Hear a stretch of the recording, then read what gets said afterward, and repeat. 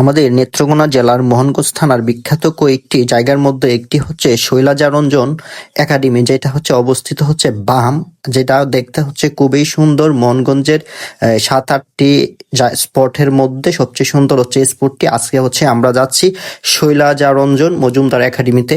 প্রথমে আমরা চলে আসছি বউবাজার। বউবাজার থেকে হচ্ছে 20 টাকা অটো রিক্সা দিয়ে আমরা চলে যাচ্ছি হচ্ছে শৈলাজারঞ্জন একাডেমি, যেটা অবস্থিত হচ্ছে বাম, যেখানে হচ্ছে শৈলাজারঞ্জনের বাড়ি ছিল। আর এই ভিডিওতে আপনারা সবাই শৈলাজারঞ্জন মজুমদার কে ছিলেন তার সম্পর্কে সবকিছুই বিস্তারিত জানতে পারবেন এই ভিডিওর মাধ্যমে।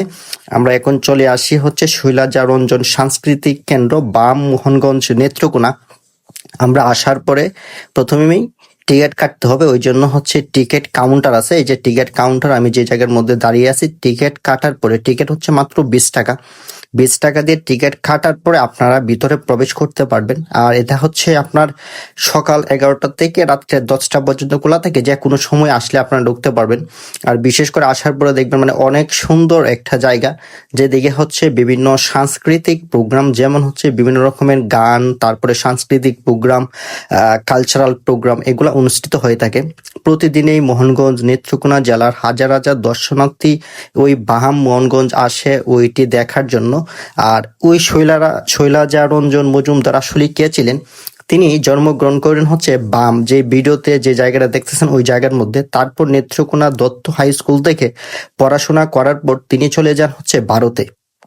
ভারতে গিয়ে তিনি কি করেন, ল কলেজ থেকে ল পাস করার পরে তার সঙ্গীতের প্রতি তার ছিল তীব্র অনুরাগ। তারপর তিনি সঙ্গীতের বিষয়ে তিনি খুবই গভীর জ্ঞান অর্জন করেন। তারপর তিনি রবীন্দ্রনাথের সান্নিধ্যে যান এবং রবীন্দ্রনাথের কিছু গানের সুরকার করেন।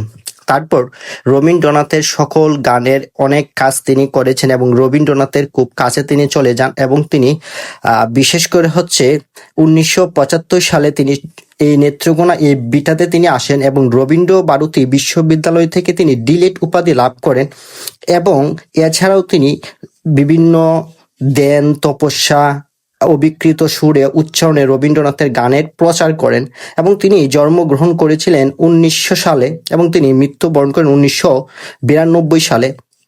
ওই শৈলাজারঞ্জনের স্মৃতি রক্ষার্থে এই জায়গাটি নির্মাণ করা হয়েছে, যেটা হচ্ছে দেখতে ইউরোপের বিভিন্ন বিল্ডিং এর আদলে তৈরি করে। এদিকে অনেকে আসে বিয়ে শাদীর প্রোগ্রামের শুট করার জন্য, অনেকে আসে দূর দূরান্ত থেকে দেখার জন্য। মানে এটা হচ্ছে বিশাল জায়গা নিয়ে, যেটা প্রায় আপনার 20 থেকে 30 একর জমির উপর নির্মিত।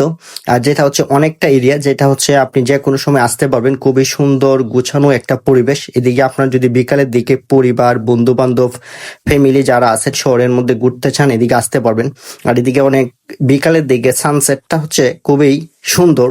আর এটা যারা আসতেছেন আপনাদের প্রথমে আসতে হবে মোহনগঞ্জ। মোহনগঞ্জ থেকে যে কাউকে যদি বলেন আমি যাব হচ্ছে শৈলাজারঞ্জন সাংস্কৃতিক একাডেমিক কেন্দ্রে, তাহলে হচ্ছে রিক্সাওয়ালা আপনাকে নিয়ে আসবে, যেটা হচ্ছে শহর থেকে একটু বাহিরে। যেটা দেখতে হচ্ছে খুবই সুন্দর। সারাক্ষণই মানুষ থাকে, বিশেষ করে ঈদের সময় মানুষের পরিমাণ একটু বেশি থাকে। আমি এখন আছি হচ্ছে উপরে, নিচে দেখতেছেন শত শত মানুষ। আর বিশেষ করে হচ্ছে যেমন পহেলা বৈশাখ, তারপর হচ্ছে নতুন বছরের অনুষ্ঠান, ওইগুলাতে বিভিন্ন রকমের প্রোগ্রামের আয়োজন করা হয় ওই জায়গাগুলোতে। এছাড়া প্রতিনিয়ত মানুষ বিয়ে শাদী, পরিবার, ফ্যামিলি নিয়ে একটু শহরের মধ্যে ঘোরাঘুরির জন্য এই জায়গার মধ্যে আসে। আর এদিকে হচ্ছে আপনার সিকিউরিটি, নিরাপত্তা হচ্ছে খুবই ভালো। আর তাদের যে মানে ডেকোরেশনটা এক কথায় অসাধারণ, যেগুলো সচরাচর বাংলাদেশের কোথাও দেখা যায়। উনি হচ্ছেন শৈলাজারঞ্জন মজুমদার, যার ছবিটা এখন আপনারা দেখতেছেন। উনি এই এলাকায় জন্মগ্রহণ করেন এবং বাংলাদেশের বিখ্যাত কয়েকজন, বাংলাদেশে না বলতে পারেন এশিয়া মহাদেশের বিখ্যাত কয়েকজন সুরকারের মধ্যে তিনি হচ্ছেন একজন। তিনি রবীন্দ্রনাথ ঠাকুরের খুব কাছাকাছি ছিলেন। এদিকে অনেকেই যে ছবি তুলতেছে, অনেকে হচ্ছে তার ফ্যামিলি নিয়ে আসে এবং পরিবার নিয়ে জায়গার মধ্যে ছবি তুলে খুব সুন্দর এনজয় করতে পারে। আপনারা যারা আশেপাশে আছেন এগুলো আসতে পারবেন। আর যারা নেত্রকোনা ঘুরতে আসবেন আপনার অবশ্যই এই জায়গাটি আসা দরকার। নেত্রকোনা মোহনগঞ্জের বিখ্যাত কয়েকটি জায়গার মধ্যে এই জায়গাটি একটি। আর এটা হচ্ছে প্রোগ্রাম, ঠিক আছে। ওইদিকে হচ্ছে প্রোগ্রামের স্টেজ তৈরি করা হয় যে জায়গার মধ্যে, এদিকে বসে আপনি পুরো এরিয়াটা দেখতে পারবেন, মানে খুব সুন্দর, অনেক বড় এরিয়া। তাই আপনারা যারা দেখতে খুবই ইচ্ছুক, আপনারা দেরি না করে আপনারা চলে আসেন মোহনগঞ্জ বাম শৈলারঞ্জন কেন্দ্রে, যেটাতে আসার পরে আপনার বারবার মন চাইবে এই জায়গার মধ্যে আসার জন্য। এবং আপনারা অনেকেই শৈলাজা রঞ্জন খেয়ে এই সম্পর্কে জানেন না, এই ভিডিওতে আপনারা সম্পূর্ণ বিষয় জানতে পেরেছেন। আরো যদি কারো জানার আগ্রহ থাকে, আপনারা ইচ্ছা করলে কমেন্ট করতে পারেন, কমেন্টের মধ্যে উত্তর জানানো হবে। আর এদিকে আসার পর আপনার সব জায়গায় ঢুকতে পারবেন। ভিতরে হচ্ছে আপনার যাবতীয় ব্যবস্থা আছে বসার, তারপর হচ্ছে বিভিন্ন ইনডোর গেম খেলার, তারপর হচ্ছে গান টান বলার, তারপর হচ্ছে শুটিং করার। আর তাদের দেওয়ালগুলোতে হচ্ছে বিভিন্ন যে সঙ্গীত শিল্পী যারা আছে তাদের বিভিন্ন উক্তি লেখা আছে এবং খুব সুন্দর কারুকাজ দেওয়ালগুলোতে। আপনার বিভিন্ন যে বিখ্যাত গায়ক তাদের লেখাগুলো আছে, আপনারা ইচ্ছা করে এদিকে আসলে দেখতে পারবেন। এবং যে হচ্ছে শিলালিপি দিয়ে তৈরি করা বিভিন্ন কারুকাজ, যেগুলো হচ্ছে আপনাকে মুগ্ধ করবে, যেমন মেঘের পরে মেঘ জমেছে, জসীমউদ্দিন, রবীন্দ্রনাথ, শৈলজা রঞ্জন, অনেক বিখ্যাত শিল্পীর লেখনী এই দেওয়ালের মধ্যে আছে। এখন হচ্ছে অনেকদিন যাবত পরিষ্কার না করার কারণে এখন হয়তো একটু অগোছালো। এটা হচ্ছে আপনারা যখন প্রবেশ পথে ঢুকবেন প্রথমে এরকম একটা সুন্দর কারুকাজ দেখতে পারবেন, অসাধারণ একটা কারুকাজ। ওই রকম কারুকাজ সচরাচর কোথাও দেখা যায় না বললেই চলে।